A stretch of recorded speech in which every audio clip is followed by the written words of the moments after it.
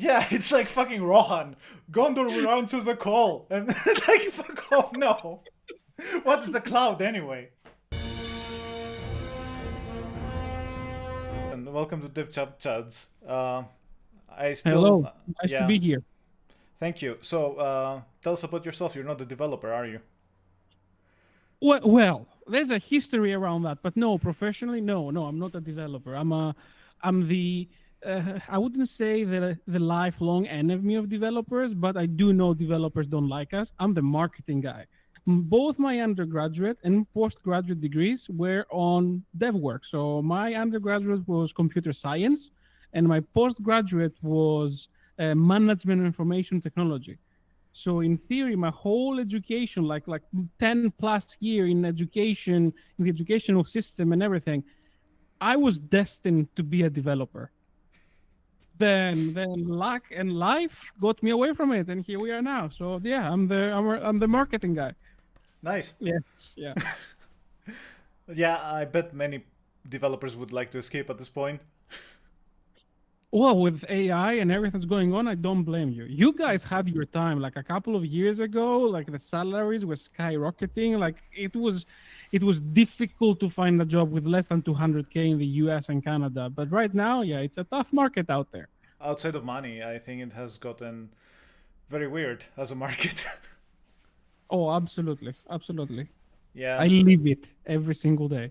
Since you mentioned AI, I know we're jumping off the deep end. Oh, yeah. Has it has it affected your life positively? Yes. I don't want to be all doom and gloom, but I do think AI is going to replace a lot of the jobs that we do today. And I say we because I do put myself like I'm doing marketing, right? But I'm an online marketer, so I don't focus on like billboards and that kind of stuff. Mhm. So it's a digital based job, and because of that, I put it into the same basket as developers. You guys write the code, we sell the code online, everything is online, everything is done with computers. That's it.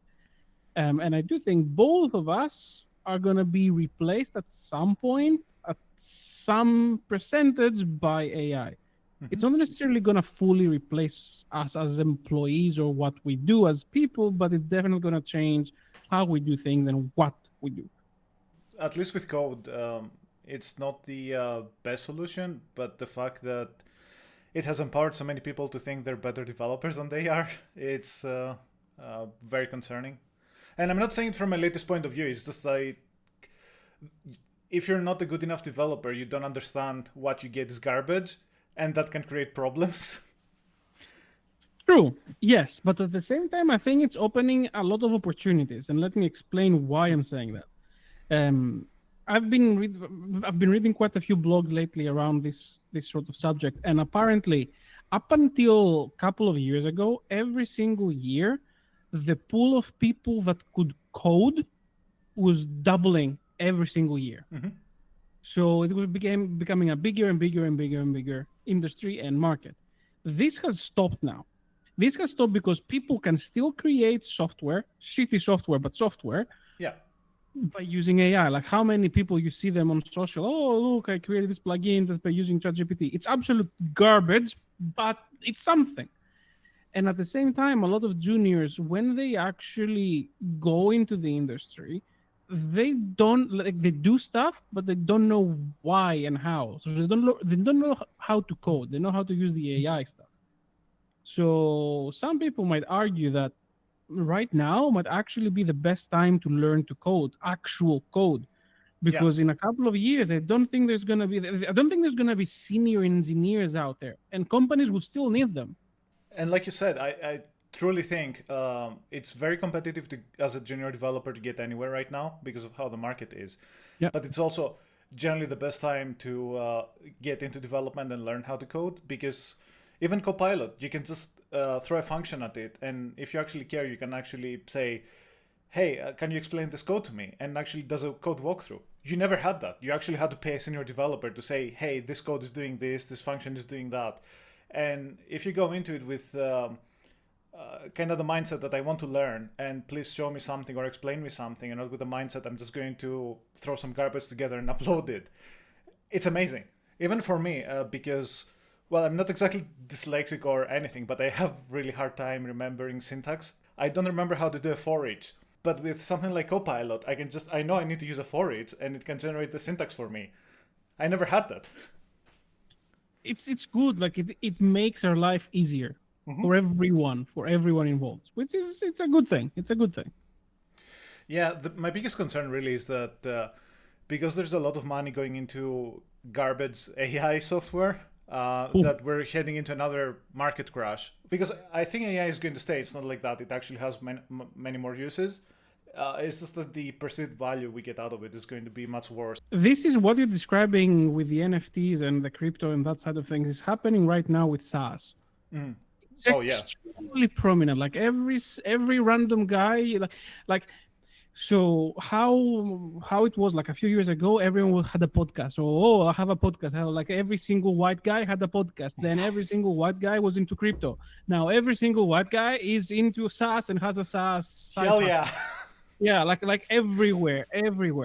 I work with a lot of mentees because that's my side hustle, mentoring people, and a lot with quite a few mentees, and there are quite a few mentees that are into SaaS. And don't get me wrong, there are some very valid use cases, some very valid programs. And a couple of them, they also have SaaS offerings that they started them even before the AI craze. So there are very valid use cases. But the amount of money that companies and people like doing those things make. Like I was working with a guy, he had AI cover letter writer. Okay, I see the application for sure.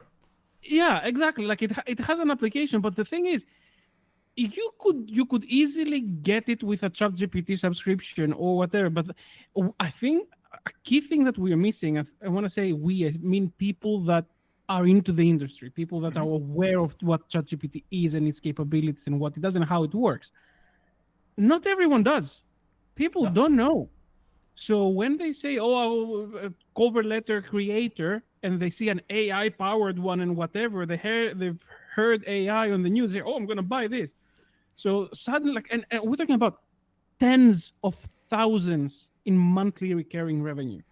Yeah, even for nothing, like generally random service. I just understood the religion all of a sudden because so many people are blindly following ChatGPT that I can totally see how like this man-made God is out there and people are blindly following it and they don't understand it. Like it was just like an enlightenment moment for me. Don't even joke about. There was so some guy set up an LLM model with an X account. The X account created like that AI X account basically created a meme following. Then it launched on its own a meme coin, and then it became the first AI millionaire. Not the guy, the actual model.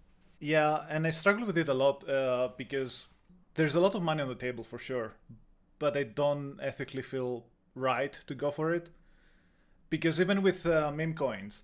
Like 2021, there was even a starter pack how to launch your own meme coin on the blockchain, and a lot of developers were literally copying a GitHub repo and then launching their own coin, and they were making money. It didn't have to be much, like even a couple of thousand, and then you just fuck off. You should have told me. We could have launched a coin together. Like we could be having this chat in our private jet right now. I know. I'm really sorry. But we can still launch an AI slop. I'm up for it. Like anything. Like as long as it can make money, because it's getting ridiculous. I see it a lot with paid senior positions as well. They pay nothing and they're asking quite a lot. The whole AI revolution is having an impact on that, and I'm discussing this from the actual business perspective. My official title is director. So what that does, it unlocks a seat on the table when those conversations, the hiring conversations are happening. I'm part of those conversations, and I do see that on the executive level, meaning CEOs, CMOs, CFOs, those people, which also tend to be a bit of an older generation, let's say. And it's not the case with all of them, but it happens quite a lot. And I see it from my mentees because they are in similar positions as well. They say, okay, why why get someone super senior and pay them all that money because they know how to do it on their own, and why not just get someone a little bit more junior and just give them AI? Yeah, which I completely understand, but I'm getting the opposite. They're looking for someone extremely senior who can launch production code in a week. Because from my point of view, I've also been in the technical interviews as the technical expert, and the focus from the leadership, and I'm talking now engineering managers, engineering directors, was we need people who know everything and they can start working and launching production code in a week, which is insane. Especially if you know your docs and onboarding are garbage. Wait, a week from joining the company? A week from joining the company, it was an actual SLA in many of the managers. Like, your hires need to launch production code. So How are they gonna learn this? How are they gonna learn your everything, like your libraries, how you do stuff, your processes? you can't. So what happened usually is that you would have a really shitty task just to go through the deployment process, which I completely understand. But then you had this false sense of, yeah, I know how to work on it. Yeah, because if you have people launching code on product within a week, that's how crashes happen. That's how bugs happen. That's how all the problems happen. Yeah. That's how you wake up the marketing guy in the middle of the night because the sign-up flow has broken and oh, suddenly everything is red alert and I have to fix it. So yeah, been there. Yeah, Don't like it. and it's terrible, and that's the toxicity I don't understand. So I see a lot of the times that even if senior leadership is like, let's just get someone more junior, but then on the other hand, there's no junior positions. Everyone's looking for seniors or meteors at a minimum, and here the entry point is like you can be a tester, which has nothing to do with being a developer. I have two very interesting stories from dev teams that I can share with you. So, do you want the extreme weird one first, or the more usual common that could be a conversation first? Okay, let's go with the extreme one. Deep dive. Extreme one. So, company I was working for, they hire a person. They do full background checks and everything. They confirm passports and all of that. Person starts. They work for 3-4 months. Then we realize that for some weird reason, they leaked a lot of public keys, a lot of private keys on a public GitHub. Yeah. Problematic. And then when doing an audit, we also see that they have actually copied and downloaded and stored all of our proprietary code. Then it happens that our CEO at the time was in the same area that that person has said they lived in. So he was like, okay, I'll just go, like be friendly, go knock on the door, see what's going on, speak with the guy. Goes to the address that the guy had submitted, knocks the door. A black family opens the door. The guy was supposed to be white and of Asian heritage. Okay. So nothing. Not even close. Not even close. Exactly. He was like, does this guy live here? Like, no. Like, have you recently moved into the house? Like, what's going on? No, like we've been living here for the past 15 years. Like, nothing. Long story short, he was a Chinese spy. I don't know what to call it, but basically faked everything. When we sent like, we're at your door, like, why are you not here? What's going on? He ghosted us. And apparently we found out that he was using VPNs or I don't know what stuff, but he was a Chinese citizen because he was of Chinese descent. And it was not who he was saying he was, because then we also contacted another guy that had the same name, and it was basically he had stolen the identity. It was stolen identity. And we had that guy working with us for months and stole our everything.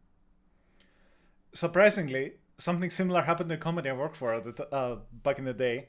So maybe it's not that as extreme as I was describing that. No, like I've had it. I don't think they stole anything, but I wasn't directly involved. But the story was, we hired this Malaysian woman, if I remember correctly, for some technical role. But it ended up being a group of Southeast Asians. I don't remember which country, but we actually found out it was just a group of people. Like a group.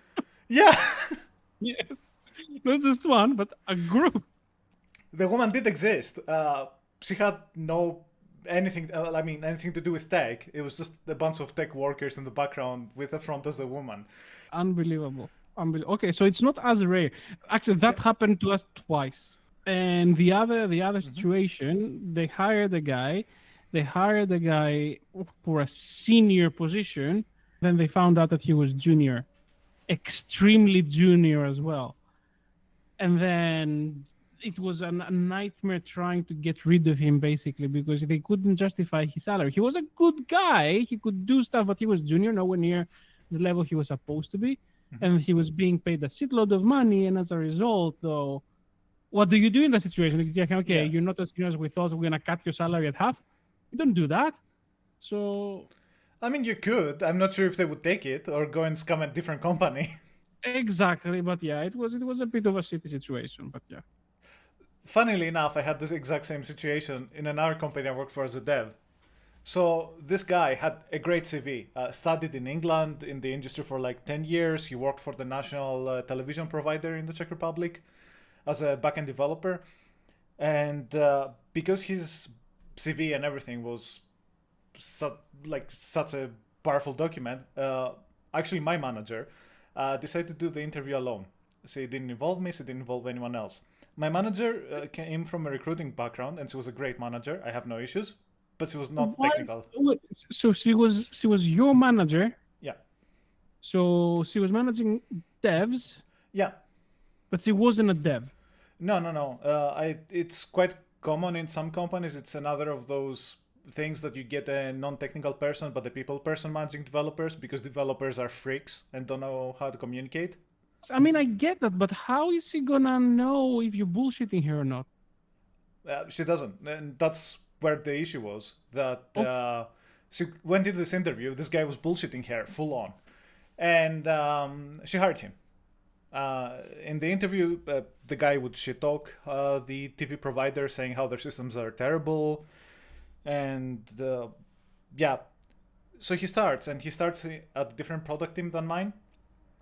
And for some reason, he was the only person getting on board it. And his GitHub keys and SSH keys, his access, was not done. And the company we were working with, big German one, actually had a very slow IT department. Long story short, his probation passes, and in the Czech Republic, you cannot fire anyone after the probation unless you have really fucking good reasons. I think it took about 1.5 years of him to get fired, and he still had the opportunity to sue them because the guy was actually doing nothing and knew nothing. I was so fucking embarrassed working with him. See, that's the problem of having managers that don't. I'm not saying because making someone an extremely good dev a manager is a mistake. Yeah. Because you don't need to be an extremely good dev to become a manager. You can be an okay dev and good with people, then you become a manager. So that's people skills are important. Yeah. But at the same time, you need to at least know a little bit, because otherwise, oh yes, changing the color of this button. Oh, that's so difficult. I'm gonna have to do CSS, JavaScript, Ruby on Rails, and PHP coding, and it's gonna take me 2.5 months. Yeah. I get it. It's quite fun because I do have a little bit of a dev background. I can understand the basics. I'm not a coder, but I can read code. Mm-hmm. Plus, when a developer when I tell our developer, I need you to change this link in this model, for example, I know it's not going to take him more than 5 minutes. Mm-hmm. So when he tells me this is going to take me 2 weeks, I know he's bullshitting me. And no developer ever expects a marketing person to know about code. Catching them in those lies, their face changes colors. Like, I love it every time this happens. It's great. That's another thing I really want to ask you. How is it to be a non-tech role in the tech industry? Depends because I have seen many different perspectives of this exact thing. Like, I've seen worked and mentored people that are non-technical in technical companies. Mm-hmm. When I say non-technical, because I consider myself technical. Mm-hmm. because I know the basics, I know the principles, because I've had training and education to be technical. That helps me think a little bit in ones and zeros, which is very different than the average marketing person. But at the same time, at least in my industry, meaning marketing, you get people that have studied history, chemistry, whatever, very, very different principles, very, very different ways of working that are going to the industry. Those people tend to struggle, from what I've seen. Doesn't mean that they're not good at what they do, or that they cannot get good at what they do and learn and thrive. But they struggle because it's extremely easy for developers to take advantage of them, or not. It's very challenging for them to understand the product. For example, the company I work currently, we have a product marketer, let's say. That person struggles with technical terms. Like, it's impossible for them to understand, like, what is the difference between an SSD and an HDD and an NVMe drive. Okay. Yeah. I know. Like, No, you I laugh. get it. For us, it's obvious. Yeah. But for a person that is not technical and barely knows how to turn on a computer, this is a mountain. This is a huge challenge. We are a very technical business. Even for me, when I was first onboarded, it took me a few months to completely understand how the infrastructure works. What are we actually selling? Because at the end of the day, it's just a desktop, right? So it was a bit of a challenge to fully understand what we do. And that's why I think that in the tech industry, knowing the basics and understanding the principles of the technical work is a unique USP. Is a unique selling point. Yeah, and I remember from one of my managers, he was saying, I'm not looking for writers, I'm looking for a developer who wants to write and not code. And that was very difficult. Yeah. Because, again, when you do with SaaS API documentation and so on, it's better to get a shit developer or a normal developer and train them how to write good texts than get a writer and teach them how to write good documentation for devs. Oh, absolutely. It's a huge challenge. There's people, writers, marketers, whatever, that are like, I don't have the capacity to understand this. I'm really sorry. It is common. It comes with the territory. It's a very all very technical industries. Unavoidably, you're gonna have people that are not technical within that industry, and then those people tend to struggle. Yes. So speaking of struggling, since you do mentorship, do you have like any patterns about what people need the most help with? Let me tell you the reasons why most people tend to seek out a mentor and speak with me. It tends to be one of a few things. First one, an extremely common one, is they are either in-house, tends to be in-house, or in a small company or a big company, whatever, but their manager, either they don't have a manager and they told, yeah, here, do stuff, and then they are left on their own, or their manager doesn't really know the job, like what we were talking about before. So instantly they don't have someone more senior, they don't have someone to bounce ideas, they don't have someone to guide them, tell them if they are in the right path, and they need that. Because I meet them through mentorships, those tend to be the high achievers, the people that actually go out of their way to try and hit their goals. So it's a very specific type of person that you meet through things like that. But that makes me think at the same time, how many millions of people are out there that in very similar situations, their companies don't give them the resources they need, but they're not going to go out, find a mentor to help them solve this. So this is a very, very big gap I wouldn't say gap in the market, but a very big problem that exists out there. That's one. The second one is I speak with quite a few junior people that they are about to go and join the industry. They want to make their first steps into the industry, and they've gone online, they've bought courses, they learned pretty much nothing, or they were extremely confused by the content, and then they come to you and they tell you, hey, I did this, I read that, I have no clue what's going on.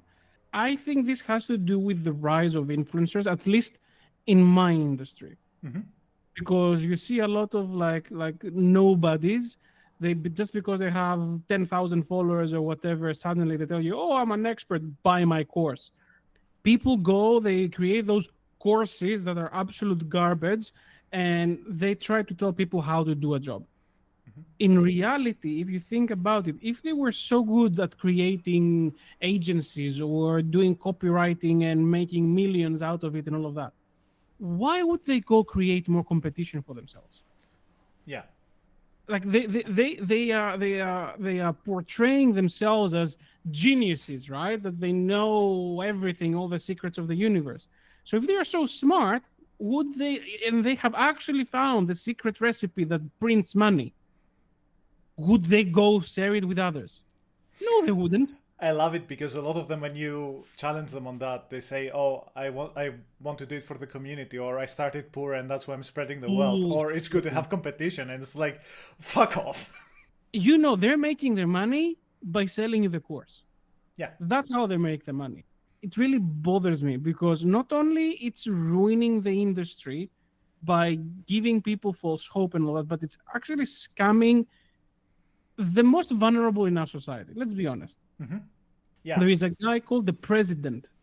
He's also he's in Greece, and he's called the president, and he does that. You see the guy, and you think he has maybe a single brain cell left on his head.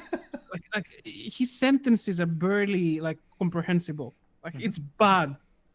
This is worth talking about. Okay, yeah, I'm getting ready. I've never heard of this guy, by the way, so So his nickname online is the president, and his God whole bless. persona and everything was like, look how much money I'm saving and how much money I'm making by investing the money I'm saving.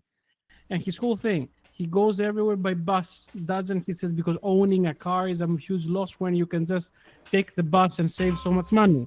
Washes his clothes at friends' houses or like the local laundromat because it saves him so much money. He goes to the supermarket and he was sharing tips and tricks on saving money on the supermarket groceries, like what to buy, the cheapest stuff. And that was his thing. And this brilliant guy, he's selling a course about how to invest money in stocks. So his whole thing now is subscribe to my thing for, I don't know, 5, 10, 15, I don't remember, I don't know, euros per month, and you will make so much money. Even the course is SaaS. What the fuck? So back to the non-scam mentoring you do. Okay. They often say that the better way to learn yourself is to teach someone something. Do you find that you learn things by mentoring people? Oh, absolutely. Also because it's the people you mentor and the people you talk with, so many different industries and so many different approaches to things, it definitely helps. And also a lot of times, because no one can ever know everything, but being a senior and being a mentor and being like experienced in your industry means that you can find the solutions. So when you help your mentees find solutions, that also helps you be a better manager, a better person, a better professional. So yeah, absolutely, it's something that enables you to continue learning. It's extremely good. So let's bring it back a bit to developers because they probably tuned out by now. So do you have any pet peeves when you're working with devs? Oh, Okay, I have my list out. yeah. Do bears shit in the woods? Yes. Does the sun come up in the morning? So it's yeah. So yes, of course. Recently, the thing that I love sharing with people the most about this exact thing. So we had to change a link in a specific thing in our product, and it took them 3 months. Okay, why? I don't know. You tell Oh, me why. I don't know. You tell me why. It took them 3 months. The official justification was because it needed to be added in a sprint, but the sprint is part of an epic, when the epic is part of a I don't know, a challenge, and then the challenge is part of a poker night thing, and the poker night with t-shirt sizes. I don't know. Like it was, I don't know. oh, I mean, that seems like a very reasonable explanation. There's a thing called the planning poker that you essentially just assign Maybe values that. to tickets. But yeah, because the Maybe whole that. thing, yeah, because the whole thing is that you shouldn't take any tickets into a sprint that are not estimated. So you do planning polygear to estimate them. But that's also stupid if it's just a link change. I just wanted to change a link, Yeah. and then they started talking to me about poker, and then t-shirt sizes, Okay, t-shirts. another estimation. Yeah. How many estimation types do they need? No. And then an epic. I don't know. I hear epic. I think Lord of the Rings. I don't hear dev team. Yeah. Like we're going on an epic journey. So I don't know. Maybe the dev team had to go in an epic journey to find themselves because before they changed my link. I don't know. It's a 5 minute job. You should have enough capacity in your week that you do like small tasks. It's become a meme nowadays because we have a product manager. Great guy, awesome guy. But we ask him, okay, we need the product team to do this. Change something. Like I'm not talking about a link change, something like that. We know it's gonna take work. He says, okay, based on our estimation, 1 month. We can have it ready in 1 month. Me noting down, okay, 6 months. Yeah. It's a default because I've been in-house in a tech company for 2 years now. In the past 2 years, our dev team has not met a single one internal deadline. One. Just for the sake of it, just to say, okay, deadlines exist for a reason. None, Yeah. not even one. I've gotten really pissed off at this because a lot of the time it's the engineering managers or project managers, depending on what it is, complete failure of leadership and planning. And even you, who you're a part of the team, you hear bullshit like, oh yeah, we need to do like this product feature and that product feature before we work on that one. And they tell you, okay, this team, our team is going to work on the documentation. But then you go and ask a question, and if you dare to ask anything, hey, is the documentation going to be ready, or for the other team to actually use the API? You just hear things like, don't bother the developers because of you they cannot do their work. And it's like, my brother in Christ, I asked once. Oh yeah, I've heard that as well. Yeah, the more you bother them, the longer it's gonna take. No, fuck this. No, I need it. Like, unless this is done, I cannot do my job. Yeah, and I mean, as a developer, when I'm there powerless and my engineering manager or whatever has told me you have to work on this no matter what, I hate it when someone approaches me because I know that I could do it, but then I'm failing my manager or whatever job I have. But the fact that an engineering manager cannot understand this or balance it enough, or a project manager, whoever is putting the capacity together and whoever is managing the teams, it's insane to me that they just throw it back at you. I wouldn't describe it as a pet peeve. Pet peeve is something small and Yeah. cute. Yeah, like a little annoying. It's an absolute nightmare. Speaking of bothering developers, do you like meetings as a person? Well, I wouldn't say I don't like them, but I wouldn't say I like them. So my job, especially the position I am right now, like I have a team under me, the vast majority of my time goes into meetings. Like on average, like on a busy week, I could have up to like 20 hours of meetings.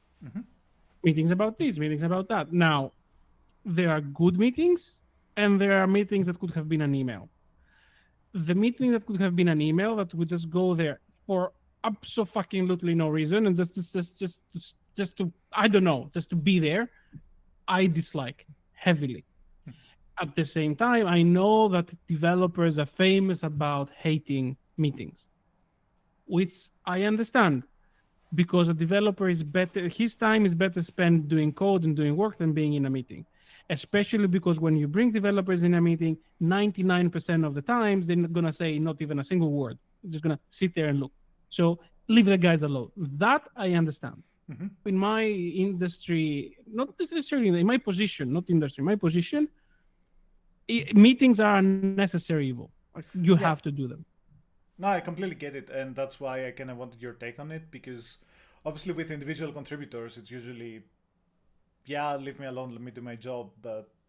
Yeah, like you still need to have meetings with them, like, for example, weekly stand-ups. I think there is value in them, just to see, okay, because there are a lot of introverts that unless poked, they're never going to speak up. So it gives them an opportunity to say, okay, do you need something? It gives you a place where they know, okay, I need this, but I don't want to bother anyone. So, okay, I'll just bring it up in the next one to one or whatever. So, having those meetings is really important to give them the space to speak or to ask questions or that sort of thing, or just to communicate and align the whole team. Those are important. There are some companies that do them every single day. Pointless, waste of time, annoying AF. There are also a lot, especially when I was in my agency years, there are a lot of agencies that are going to do, oh, let's do a team meeting every Wednesday or whatever. Like, why? And you see like 30 people, 40 people, everyone on a Zoom call or whatever, just looking at each other, like saying, why am I here? Like, what have I done to deserve this? Those meetings, those are awful. I don't like. Mm-hmm. I completely get it. I just wish I had more of the non-vocal developers, because I find when you have a lot of developers in a meeting, they just cannot stop talking. I spent 17 hours of meetings arguing with a developer over pagination on APIs. Why? He started creating a riot, telling how software architects are making his job shit and how he's getting restrained. So out of those 17 hours, we had maybe a couple of productive hours, but because he was a senior dev, he had to be included in every single meeting we had. Or I have like, it happens quite a lot even on leadership levels, because there are leadership calls, and for example, there's going to be a call and then the director of infrastructure is going to be talking about servers and server pricing, and why am I on this? Like 90% of what's coming out of his mouth I don't understand anyway.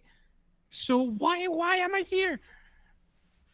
It's not like I would. It would be better if I slept. Well, I don't know. Just watch a painted wall dry. That would be more productive than this. Yeah, and I've heard that it's like, oh, we want to involve people so we can hear arguments against it or any pitfalls. And I was included in a meeting like that about pricing and everything. And I sent a list of 17 questions to all the senior leadership about things they should consider. And I got no responses. And it's like, okay. I love those IT trainings, especially that you start in a new company and you're like, okay, we're going to do the IT onboarding. And then they're asking me, oh, do you know how to use a password manager? Or, basic questions like, oh, I've started fucking with people based on that. Like when they ask me this kind of stupid questions, I say, no, show me. No, show me. Well, I said yes, and he showed me anyway. He was amazing. Like, I have no issues with him. He's my Croatian IT brother. He did a great job. But we had questions like, oh, so where do you have Chrome? I don't have Chrome. I use Firefox. And then, the scripting in his mind broke. And he's like, there's no Chrome here? What? They have asked me in the past, do you prefer Chrome or Safari or whatever? I was like, what is a browser? Yesterday I was so fucking frustrated with the situation anyway. But I decided that every time anyone asks me if I know about AWS, I'm just going to answer, no, my APIs communicate with smoke signals. And that's the only response I'm going to give them. It's like, fuck off, I've been 10 years in this fucking industry. That's good. I like that. No smoke signals with carrier pigeons. Yeah, it's like fucking Rohan. Gondor will answer the call. And like, fuck off, no. What's the cloud anyway? Oh, the fires have been lit. Send over the test case. Signals are firing. Brilliant. Do you know Notion? Yes. I hate it with a passion. It's a tool that's supposed to be a note-taking tool, Yeah. but a lot of operations people love it because it's very flexible, don't get me wrong, but at the same time, it's extremely difficult to use, at least for me. In our company, they keep insisting. Everybody hates it in the company. Everyone hates it. Everyone, except the head of operations. So now we have to use Notion for everything. So I have just said, I don't care. I cannot use it. If you send me something in Notion, assume it doesn't exist for me. I think passive aggressively, they have added, like now every week, they have added an office hour for Notion training, and they have invited me to that. declined and I'm not going. And every time, every single week, it's a reoccurring event. Like they've set it up every week, and they said in the leadership call, like, this is if anyone doesn't know how to use Notion, pause, or anyone has any questions about Notion, you can come in the office hours. I want to say at this point, Notion, if you want to sponsor me, I love your software. I'm an avid user and I would love to promote you on my platform. Notion, if you hear me, thank you. Also, whenever someone sends you critical information about a project or something, and they don't follow up, and they assume you've seen it. Oh, I said, didn't you see the comment I left you in the on the spreadsheet 2 weeks ago? No? No. So on a more positive note, do you have any dream roles or anything you would like your career to go to or anything like that? It depends on when you ask, because I have Okay. different answers. If it's been a hectic week, my answer is I want to go become a chicken farmer in a village in the middle of nowhere. There's that. Mm-hmm. On other more productive days, I could say something like getting some sort of an agency that helps bridge the gap between Asia, China, and the Asian markets in general, and the West, because there's a huge gap there. Mm-hmm. It's pretty funny because so far the answers I've got was cancer merchant. I want a Cancer job. merchant. Yeah, Glenn used to sell cigars, cigarettes, and tobacco products. So he's like, at some point, I might become a cancer merchant again. You should watch the episode, by the way. Joe said that he wants a job where he gets to handle gold and silver regularly. So ask him if he means a pawn shop, but he didn't specify. Probably a pawn shop, yeah. Yeah, chicken farmer. So, I'm getting all these people in the tech industry and they all have like very nice, unique answers. The chicken farmer slash farm slash like wanna go become a gardener sort of thing, like something to do with nature is coming up more and more. And do you have anything you would like to plug today? No, not really. Like, hey, go check my mentorship profile. There's gonna be a link in the description below. There's That going sort to be of a link. Yep. comment and subscribe and click the little bell. Oh, how do they say it? Yeah, See, I click don't the know. little bell icon because so you get all the latest updates. That's it. Bell icon, See, subscribe, leave a comment.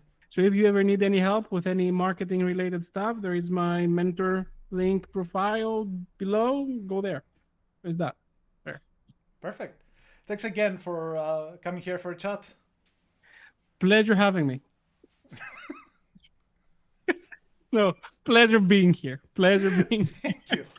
Well, and I hope you enjoyed enough to be back on at some other point as well.